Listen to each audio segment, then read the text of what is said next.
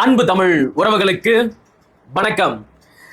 நேற்றைக்கு தமிழ்நாட்டின் முதலமைச்சராக பதவியேற்றுக் கொண்ட திரு ஜோசப் விஜய் அவர்களுக்கும் அவருடன் தமிழ்நாட்டின் அமைச்சர் பெருமக்களாக பதவியேற்றுக் கொண்ட தாவேகா கட்சியை சேர்ந்த மற்ற சட்டமன்ற உறுப்பினர்களுக்கும் என் சார்பாகவும் என்னுடைய வலையொலி சார்பாகவும் என்னுடைய உறவுகள் சார்பாகவும் மனமார்ந்த வாழ்த்துக்களை தெரிவித்துக் கொள்கிறேன். அடுத்ததாக இன்றைக்கு தமிழ்நாடு சட்டப்பேரவையில் தமிழ்நாட்டின் சட்டமன்ற உறுப்பினர்களாக பதவியேற்றுக் கொண்ட அத்தனை சட்டமன்ற உறுப்பினர்களுக்கும் நாம் நம்முடைய வாழ்த்துக்களை தெரிவிச்சுக்கலாம். இப்ப சில வன்மவாதிகள் நம்மை நோக்கி சில கேள்விகளை எழுப்பலாம். அது எப்படி நீ விஜய்க்கு வாழ்த்து சொல்லலாம்? ஏன்பா அதுல என்ன தப்பு இருக்கு? தமிழ்நாட்டோட முதலமைச்சரா பதவி ஏத்துக்கிட்டாரு, அவருக்கு ஒரு வாழ்த்து சொல்றதுல என்ன ஆயிட போகுது? கிடையாது. விஜய் இப்ப காங்கிரஸ் கட்சியோட கூட்டணி வச்சுதான் ஆட்சி அதிகாரத்துக்கு வந்திருக்கிறாரு. யார் இந்த காங்கிரஸ் கட்சி? நம்முடைய தொப்புள் கொடி உறவுகளை இனப்படுகொலை செய்த சிங்கள பௌத்த பேரினவாத இராணுவத்திற்கு ஆதரவாக நின்ற கட்சி இந்த காங்கிரஸ் கட்சி. நம்ம இனத்தையே அழிச்ச கட்சியான இந்த காங்கிரஸ் கட்சி கூட கூட்டணி வச்சு ஆட்சிக்கு வந்த விஜய்க்கு ஒரு தமிழ் தேசியவாதியாக நீ வாழ்த்து சொல்லலாமா அப்படின்னு வக்கணையா சில வன்மவாதிகள் கேள்வி எழுப்புவதை பார்க்க முடியுது. அவங்களுக்கு ஒரே ஒரு செய்தியை மட்டும் தெளிவா சொல்லணும் அப்படின்னு நினைக்கிறேன். இப்ப விஜய் செஞ்சது மிகப்பெரிய இன துரோகம் தான். அதுல எனக்கு துளி கூட மாற்று கருத்தே கிடையாது. ஒரு விழுக்காடு அளவுக்கு கூட அந்த கருத்துல அந்த நிலைப்பாட்டுல நான் முரண்படவே இல்லை. இப்ப நான் வாழ்த்து தெரிவிக்கிறதுனாலயோ இல்ல நாம் தமிழர் கட்சியை சேர்ந்த மற்றவர்கள் வாழ்த்து தெரிவிக்கிறதுனாலயோ அல்லது மற்ற தமிழ் தேசியவாதிகள் விஜய் முதலமைச்சராக பதவியேற்றுக் கொண்டதற்கு வாழ்த்து தெரிவிக்கிறதுனாலயோ அவர் செஞ்சது இன துரோகம் இல்லை அப்படின்னு ஆயிட போகுதா? கிடையவே கிடையாது. ஆனா இது எல்லாத்தையும் தாண்டி தமிழர் பண்பாடு, நாகரிகம், கலாச்சாரம் அப்படின்னு ஒண்ணு இருக்கு. ஒரு தமிழ் தேசியவாதியாக, ஒரு தமிழனாக அந்த தமிழ் பண்பாட்டையும் நாகரிகத்தையும் கலாச்சாரத்தையும் மதிக்க வேண்டியது, பின்பற்ற வேண்டியது நம்முடைய கடமை. தமிழ் பண்பாட்டின்படி எதிரியாகவே இருந்தாலும் வீடு தேடி வந்துட்டாங்க அப்படின்னா அவங்கள வீட்டுக்குள்ள வரவேற்று அவங்களுக்கு தேவையான விருந்து உபச்சாரங்களை நாம செய்யணும். இதுதான் தமிழ் மரபு. அதன்படி விஜய் அவர்கள் காங்கிரஸ் கட்சியோட கூட்டணி சேர்ந்து தமிழ் இனத்திற்கு மாபெரும் துரோகம் செஞ்சிருக்கலாம். ஆனால் இன்றைக்கு அவரு தமிழ்நாட்டின் முதலமைச்சராக பொறுப்பேற்றுக் கொண்டு என்னுடைய தாய்நாடான இந்த தமிழ்நாட்டின் தலைவாசலாக இருக்கக்கூடிய தமிழ்நாடு சட்டமன்றத்துக்குள்ள நுழைஞ்சிருக்கிறார், முதலமைச்சரா நுழைஞ்சிருக்கிறாரு. ஆக ஒரு தமிழனாக தமிழ் பண்பாடு, கலாச்சாரம், நாகரிகம் இவை அனைத்தையும் மதிக்கக்கூடிய பின்பற்றக்கூடிய ஒருவனாக அவருக்கு வாழ்த்து சொல்றதுல எந்த தப்பும் கிடையாது. இதையெல்லாம் ஒரு பெரிய தப்பா எடுத்துக்கிட்டு வேலை வெட்டி இல்லாம இதுக்கெல்லாம் நாம் தமிழர் கட்சியை விமர்சிச்சுக்கிட்டு இருக்கிறாங்க தெரியுமா அந்த வன்மவாதிகள். அவங்கள நோக்கி ஒரு ஏளனமான புன்னகையை மட்டும் வீசி எறிஞ்சிட்டு நாம கடந்து போகலாம். அடுத்ததாக தற்போது அமைந்திருக்கின்ற 17வது தமிழ்நாடு சட்டமன்றத்திற்கு பல சிறப்புகள் இருக்கு.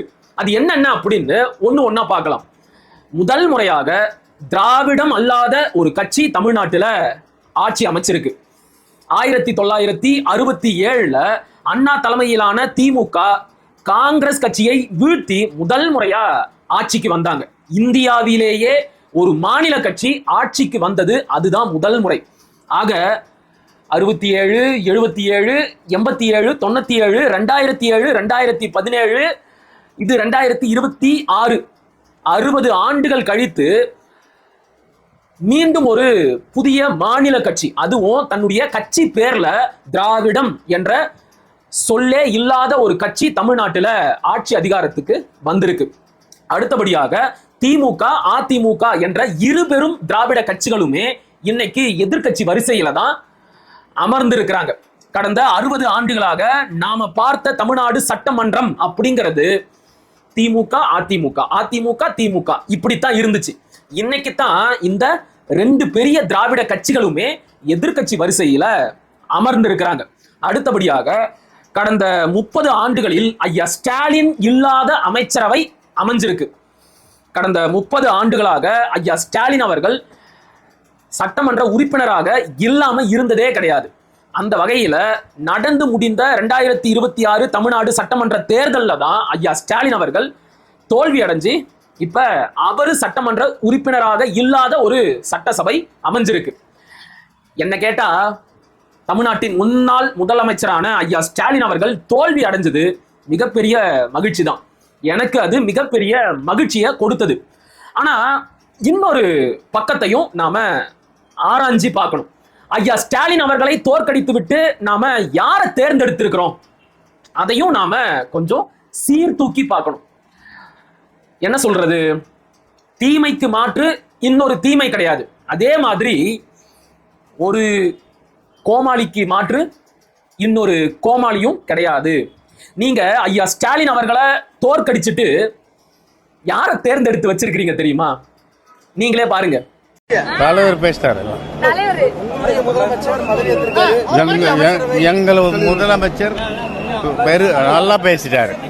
பேசுறதுக்கு கொஞ்சமே இல்லை. எல்லாம் தலைவருடைய முடிவு. தலைவர் என்ன சொல்றாரு அது செய்யக்கூடிய தொண்டன். எல்லா அடிப்படை வசதிகளும் கீழே இறங்கி மேல போக எல்லா பிரச்சனையும் இருக்குது. கஞ்சா இருக்குது, எல்லாம் எல்லாமே இருக்கு. இல்லாதது ஒன்றும் இல்லை. குளத்தூர்ல எல்லாமே இருக்கு. சூப்பர். நீங்களே பார்த்து வெளியிடுங்க. போட்டி போடுங்க, நீங்க போடுங்க. பாத்தீங்களா? இதுக்கு மேல நான் சொல்றதுக்கு ஒண்ணுமே கிடையாது. தாவேகாவை சேர்ந்த ஒவ்வொரு சட்டமன்ற உறுப்பினர்களோட அறிவாற்றல் இந்த அளவுக்கு தான் இருக்கு. நம்ம தொகுதியில யாரு நிக்கிறா, அவங்களோட கள செயல்பாடு என்ன, மக்களுக்காக அவங்க இதுவரைக்கும் என்ன செஞ்சிருக்கிறாங்க, என்ன ஏது அப்படின்னு எதையுமே பார்க்காம விஜய் அப்படிங்கிற ஒருத்தருக்காக திரை கவர்ச்சியில மயங்கி ஓட்டு போட்டோம்ல, அதற்கான பலன் தான் இப்படிப்பட்ட சட்டமன்ற உறுப்பினர்கள். ஒரு பானை சோத்துக்கு ஒரு சோறு பதம் அப்படிங்கிற மாதிரி தாவேகாவை சேர்ந்த சட்டமன்ற உறுப்பினர்களோட அறிவாற்றல் எத்தகையது என்பதற்கு ஐயா பாபு அவர்கள் மிகச்சிறந்த எடுத்துக்காட்டு. சரி, அடுத்தபடியாக தற்போது அமைந்திருக்கின்ற இந்த சட்டசபையை பொறுத்த வரைக்கும் நிறைய இளம் சட்டமன்ற உறுப்பினர்கள் தேர்ந்தெடுக்கப்பட்டிருக்கிறாங்க. அடுத்து மிக முக்கியமான சிறப்பம்சம் என்ன அப்படின்னா, அதுதான் ரொம்ப முக்கியமான சிறப்பும் கூட. ஒரு தமிழரால் தொடங்கப்பட்ட கட்சி இருபெரும் திராவிட கட்சிகளையும் வீழ்த்தி ஒரு தமிழர் நீண்ட நாளைக்கு பிறகு தமிழ்நாட்டோட ஆட்சி அதிகாரத்துக்கு வந்திருக்கிறாரு. அந்த வகையில நமக்கு கொஞ்சோண்டு ஆறுதலும் மகிழ்ச்சியும் இருக்கு. ஆனா என்ன பண்றது, ஆட்சிக்கு வர்றதுக்கு முன்னாடியே அந்த பச்சை தமிழர் தமிழ் இனத்திற்கு மாபெரும் துரோகத்தை செஞ்சுட்டு தான் வந்திருக்கிறாரு. என்னதான் இவ்வளவு சிறப்புகள் இந்த 17வது சட்டசபைக்கு இருந்தாலும் அடுத்து வரப்போற 5 ஆண்டு கால ஆட்சி எப்படிப்பட்ட கோமாளித்தனமான ஆட்சியா இருக்க போகுது அப்படின்னு நமக்கு நல்லாவே தெரியும். அதற்கான முன்னோட்டத்தை நேற்றைக்கும் இன்றைக்கும் தாவேகாவோட தலைவர்கள் சட்டமன்ற உறுப்பினர்கள் சீரும் சிறப்புமா நிறைவேற்றி முடிச்சிருக்கிறாங்க. எப்பவுமே ஒரு படம் வெளியாகிறதுக்கு முன்னாடி ட்ரெய்லர் முன்னோட்டம் விடுவாங்கல்ல, அது மாதிரி அடுத்து வரப்போற 5 ஆண்டு கால அலங்கோல ஆட்சி எப்படி இருக்க போகுது, தாவேகாவோட சட்டமன்ற உறுப்பினர்களின் செயல்பாடு எப்படியெல்லாம் இருக்க போகுது, அமைச்சர்கள் எப்படியெல்லாம் தங்களுடைய துறையை நிர்வகிக்க போறாங்க என்பதற்கான முன்னோட்டம் நேற்றைக்கும் இன்றைக்கும் நடந்து முடிஞ்சிருக்கு. நேற்றைக்கு திரு விஜய் அவர்கள் தமிழ்நாட்டின் முதலமைச்சராக பதவி ஏற்கும் போது பாகுபலி படத்தோட சீனை ரீக்ரியேட் பண்ண பார்த்தாரு. பாகுபலி படத்துல ஒரு காட்சி வரும்ல, அமரேந்திர பாகுபலி ஆகிய நான் அப்படின்னு அமரேந்திர பாகுபலி மகிழ்மதி சாம்ராஜ்யத்தின் சேனை தளபதியாக பொறுப்பேற்றுக்குவார்ல, அந்த சீனை விஜய் அவர்கள் ரீக்ரியேட் பண்ண பார்த்தாரு. அதுக்காக பதவி பிரமாணத்தின் போது என்னென்ன வாசகங்கள் எல்லாம் வாசிக்கப்படுமோ படிக்கப்படுமோ அதையெல்லாம் முதல் நாள் நைட்டே அவர்கிட்ட கொடுத்துட்டாங்க போல. ஸ்கிரிப்டை அவர்கிட்ட கொடுத்துட்டாங்க. படத்துக்கான வசனத்தை எப்படி படிச்சு மனப்பாடம் பண்ணி திரைப்படங்கள்ல பேசுவாரோ அதே மாதிரி பதவி பிரமாண வாசகங்களை ராத்திரி முழுக்க உட்காந்து மனப்பாடம் பண்ணிட்டு ஆளுநர் முன்னாடி போய் நின்னு ஆளுநர் அவர்கள் நான் அப்படின்னு சொன்ன உடனே கையை தூக்கி அப்படியே ஆவேசமா பேச வந்தாரா, ஆளுநர் உடனே ஆஃப் பண்ணிட்டாரு. அதெல்லாம் வேணாம், அதுல என்ன எழுதி இருக்கோ அதை மட்டும் படிங்க அப்படின்னு சொல்லி ஆரம்பத்திலேயே நம்முடைய முதலமைச்சர் ஐயா ஜோசப் விஜய் அவர்களுக்கு பெரிய பல்பை கொடுத்துட்டாரு. சரி, தாவேகா தலைவர், தமிழ்நாட்டின் முதலமைச்சர் பாகுபலி படத்தோட சீனை ரீக்ரியேட் பண்ண பார்த்தா அவருடைய அமைச்சர்கள், சட்டமன்ற உறுப்பினர்கள் எல்லாம் வடிவேலு படத்தோட நகைச்சுவை காட்சிகளை இன்னைக்கு சட்டமன்றத்துல அரங்கேற்றி இருக்கிறாங்க. குறிப்பா தமிழ்நாட்டோட இளம் அமைச்சராக நேற்றைக்கு பதவி ஏற்றுக்கொண்ட சிவகாசி சட்டமன்ற உறுப்பினர் அம்மையார் கீர்த்தனா அவர்கள் இன்றைக்கு சட்டமன்ற உறுப்பினராக தமிழ்நாடு சட்டசபையில பதவி ஏத்துக்க வராங்க. ஆனா பாருங்க, அவங்களோட வெற்றி சான்றிதழை கொண்டு வரவே இல்லை. தேர்தலில் வெற்றி பெற்றதற்கான சான்றிதழை இந்திய தேர்தல் ஆணையம் கொடுத்திருக்கும்ல, அதோட வந்துதான் சட்டசபையில சட்டமன்ற உறுப்பினரா பதவி ஏத்துக்கணும். ஆனா அம்மையார் கீர்த்தனா அவர்கள் தன்னுடைய சான்றிதழை மறந்து வீட்டிலேயே வச்சுட்டு வந்துட்டாங்க.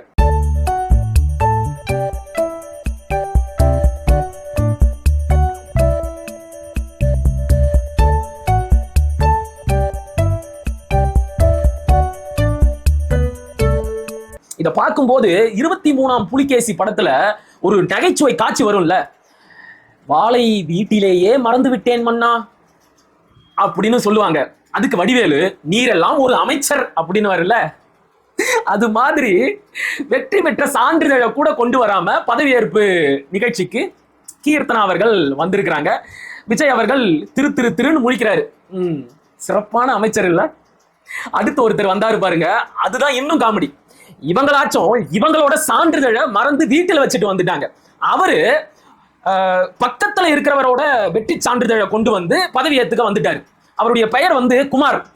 தாவேகாவோட சட்டமன்ற உறுப்பினர் குமார் அவர்கள் பதவி ஏத்துக்கும் போது அவருக்கு பக்கத்துல அமர்ந்திருந்தவரோட வெற்றி சான்றிதழை கொண்டு வந்து பதவி ஏத்துக்கிறாரு. சட்டசபையோட தலைமைச் செயலாளர் உங்க சான்றிதழை கொண்டு வாங்க அப்படின்னு சொன்ன உடனே பதறி அடிச்சுக்கிட்டு ஓடி போய் அவரோட சான்றிதழை கொண்டு வந்து பதவி ஏத்துக்கிட்டாரு. உறுப்பினராக தேர்ந்தெடுக்கப்பெற்ற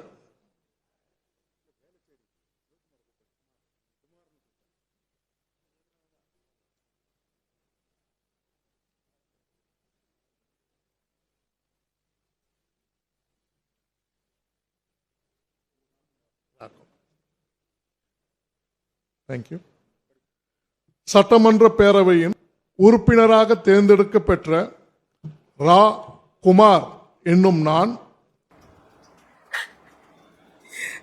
சாமி என்னால முடியல. சோ இவங்களை வச்சுக்கிட்டு தான் விஜய் அவர்கள் அடுத்த 5 ஆண்டுகள் தமிழ்நாட்டை கட்டி ஆள போறாரு. சிறப்பு.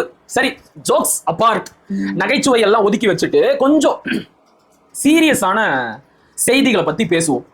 நேற்றைக்கு விஜயும் மற்ற அமைச்சர்களும் பதவி ஏற்றுக்கொண்ட நிகழ்ச்சியில தமிழ்த்தாய்க்கு மிகப்பெரிய அவமதிப்பும் துரோகமும் செய்யப்பட்டிருக்கு. தமிழ்த்தாய்க்கு துரோகம் செய்துவிட்டு தான் திரு ஜோசப் விஜய் அவர்கள் நேற்றைக்கு தமிழ்நாட்டின் முதலமைச்சராக பதவி ஏத்துக்கிட்டாரு. அது என்ன துரோகம் அப்படின்னா, தமிழ்நாடு அரசுக்குன்னு ஒரு மரபு இருக்கு.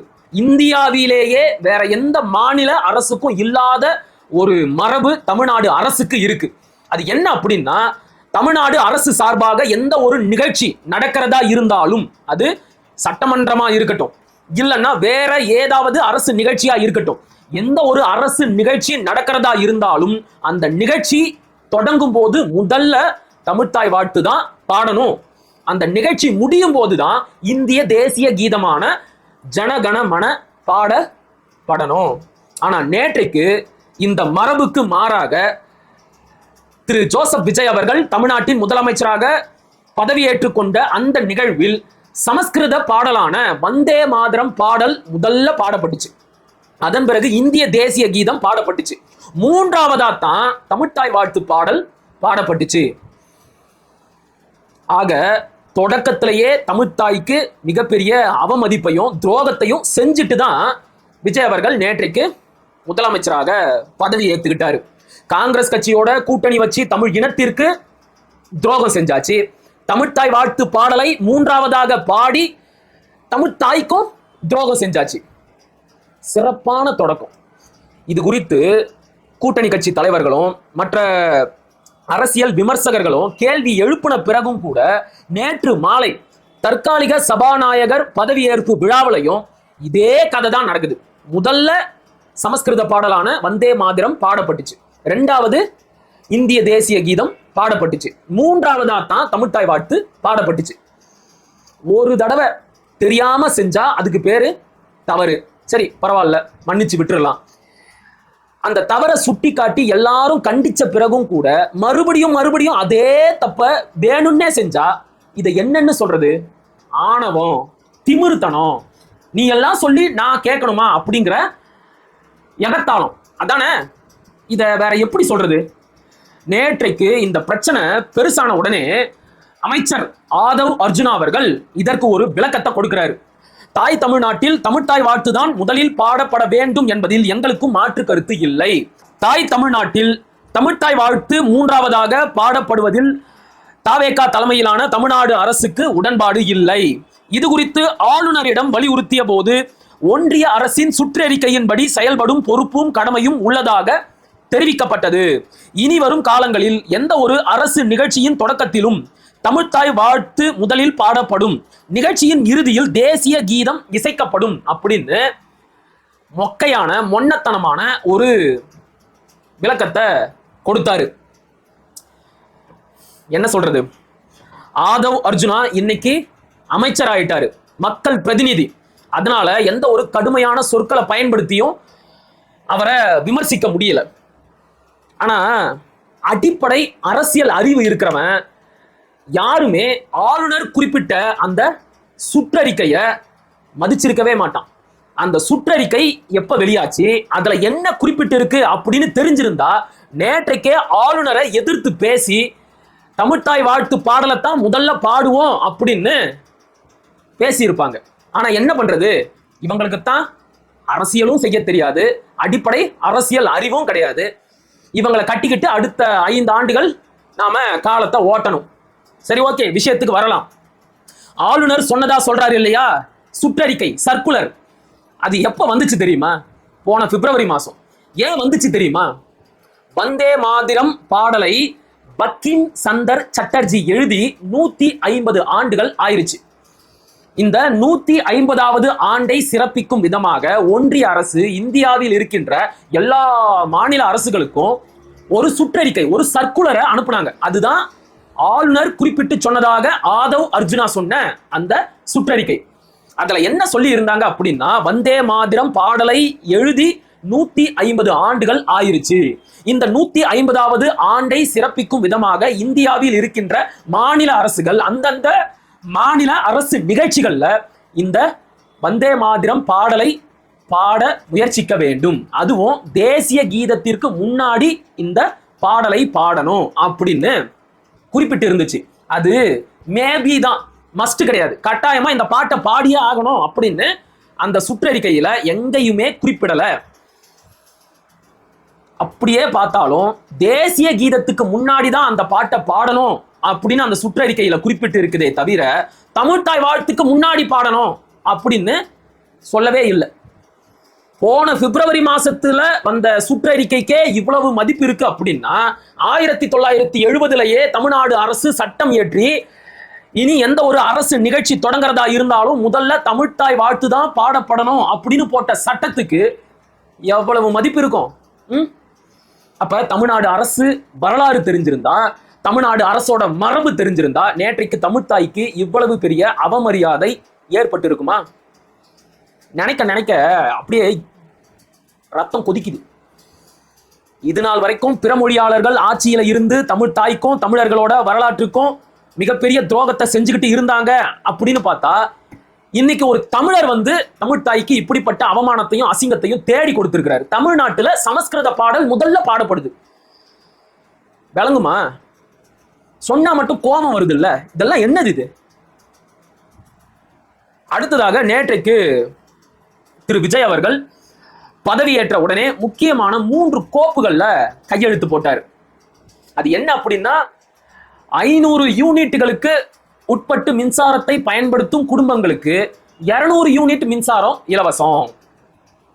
தேர்தலுக்கு முன்னாடி இப்படியா சொன்னீங்க? அனைத்து மக்களுக்கும் 200 யூனிட் மின்சாரம் இலவசம் அப்படின்னு சொன்னீங்க. ஆட்சிக்கு வந்த உடனே அப்படியே அந்த பல்டி அடிச்சு 500 யூனிட்டுக்குள்ள பயன்படுத்துற குடும்பங்களுக்கு 200 யூனிட் மின்சாரம் இலவசம் அப்படின்னு சொல்றீங்க. இது நல்லா இருக்கா? தொடக்கத்திலேயே கொடுத்த வாக்குறுதியை உங்களால நிறைவேற்ற முடியல. அடுத்ததா, தமிழ்நாடு முழுவதும் போதைப் பொருள் தடுப்பு படை, சிறப்பு படை அமைக்கப்படும் அப்படிங்கிறீங்க. இந்த போதைப் பொருள் அப்படிங்கிற வகையில டாஸ்மாக் சாராயம் வரும்ல? ஏன் கேட்கிறேன்னா, கஞ்சா, அபீனு, எல்எஸ்டி, ஸ்டாம்பு, மெத்தமெட்டமைனு, ஹெராயின் இது மட்டும் போதைப் பொருள் கிடையாது. டாஸ்மாக் சாராயமும் போதைப் பொருள் தான். இதுக்கு முன்னாடி சொன்ன போதைப் பொருட்களால தமிழ்நாட்டின் இளையோர் சமுதாயம் எந்த அளவிற்கு சீரழிஞ்சு நாசமா போயிருக்கோ அதே அளவிற்கு இந்த டாஸ்மாக் சாராயத்தாலையும் பல குடும்பங்கள் நாசமா போயிருக்கு. இந்த டாஸ்மாக் சாராயத்தையும் படிப்படியா குறைப்பதற்கான திட்டம் இருக்கா? ஒன்றும் கிடையாது. அடுத்து, பெண்களின் பாதுகாப்பிற்காக சிங்கப்பெண் சிறப்பு அதிரடி படை அப்படின்னு ஒரு படையை அமைச்சு அதற்கான கையெழுத்தையும் போட்டு இருக்கிறாரு. இது எல்லாத்தையும் விட ஒரு பெரிய வேடிக்கை என்ன அப்படின்னா, நேற்றைக்கு முதலமைச்சராக பொறுப்பேற்றுக் கொண்டு ஒரு உரையை நிகழ்த்தினாரு. அதுல சொல்றாரு, எனக்கு கொஞ்சம் அவகாசம் கொடுங்க, நான் கொடுத்த வாக்குறுதி எல்லாம் நிறைவேற்றுவதற்கு எனக்கு கொஞ்சம் காலம் அவகாசம் வேணும். எவ்வளவு காலம்? அந்த கொஞ்ச காலம் அப்படிங்கிறது எவ்வளவு காலம் அதையும் சொல்லுங்க. 1 வருஷமா, 2 வருஷமா, 3 வருஷமா, இல்ல 5 வருஷமா? போற போக்குல எனக்கு கொஞ்சம் அவகாசம் கொடுங்க அப்படின்னு கேட்குறீங்க. எதுக்கு? கடந்த அரசு தமிழ்நாடு அரசோட கஜானாவை மொத்தமா காலி பண்ணிட்டு போயிட்டாங்களாம். 10 லட்சம் கோடி ரூபாய் கடனை வச்சுட்டு போயிட்டாங்களாம். அதனால எது எந்த நிலைமையில இருக்கு அப்படின்னு நான் முதல்ல ஒரு வெள்ளை அறிக்கை விடுறேன். அதுக்கப்புறம் எந்த வாக்குறுதியை முதல்ல நிறைவேற்றலாம் அப்படின்னு பார்த்துக்கிட்டு அதுக்கேற்ற மாதிரி நிதி ஒதுக்குறேன், அந்த வாக்குறுதியை முதல்ல நிறைவேற்றுறேன் அப்படிங்கிறாரு. ஏன் தமிழ்நாடு அரசுக்கு 10 லட்சம் கோடி ரூபாய் கடன் இருக்கு அப்படின்னு நேற்றுக்கு தான் உங்களுக்கு தெரிய வந்துச்சா? தமிழ்நாட்டில் இருக்கிற ஒரு சின்ன குழந்தைக்கு கூட தெரியும் தமிழ்நாடு அரசோட கடன் சுமை எவ்வளவு அப்படின்னு. இதையெல்லாம் முன்னாடியே தெரிஞ்சுக்கிட்டு தானே சாத்தியமே இல்லாத இலவச திட்டங்களை எல்லாம் அறிவிச்சிங்க. இப்ப என்ன கதை சொல்றீங்க, காரணம் சொல்றீங்க? தமிழ்நாடு அரசோட நிதிநிலை ரொம்ப மோசமா இருக்கு, எனக்கு கொஞ்சம் அவகாசம் கொடுங்க. சரி, தமிழ்நாடு அரசுக்கு எதனால இவ்வளவு பெரிய கடன் சுமை வந்துச்சு? கடந்த காலத்துல திமுக அரசும் கண்ணு மண்ணு தெரியாம செயல்படுத்திய இலவச திட்டங்களால தான் இவ்வளவு பெரிய கடன் சுமை வந்துச்சு. இப்ப நீங்க அறிவிச்சிருக்கிற இலவச திட்டங்களை எல்லாம் நிறைவேற்றினா இப்ப இருக்கிற கடன் சுமையை விட 2 மடங்கு அதிகமான கடன் சுமை தமிழ்நாடு அரசுக்கு ஏற்படும். அவங்க என்ன பண்ணாங்களோ அதையே தான் நீங்களும் பண்ண போறீங்க. இதுக்கு ஏன் மாற்று, புரட்சி அப்படின்னு எல்லாம் பேசணும்? என்னமோ ஒண்ணு நடக்க கூடாதது நடந்துருச்சு, இனி நாம எல்லாத்தையும் அனுபவிச்சுதான் ஆகணும். சரியா? பொறுத்திருந்து பார்க்கலாம் இந்த அரசு எப்படி எல்லாம் போகுது அப்படின்னு. மீண்டும் ஒரு காணொலியில் சந்திப்போம். அதுவரை இணைந்திருங்கள். இது உங்கள் நெற்றிக்கண். நான் உங்கள் அசோக்குமார் மகிழன். படிப்போம், பகிர்வோம், பயன்பெறுவோம், கற்போம், கற்பிப்போம், களமாடுவோம். தமிழ் வெல்க, தமிழர் வாழ்க, தமிழ்நாடு வளர்க, தமிழ் தேசியம் மலர்க, மலர்க, மலர்க. நன்றி, வணக்கம்.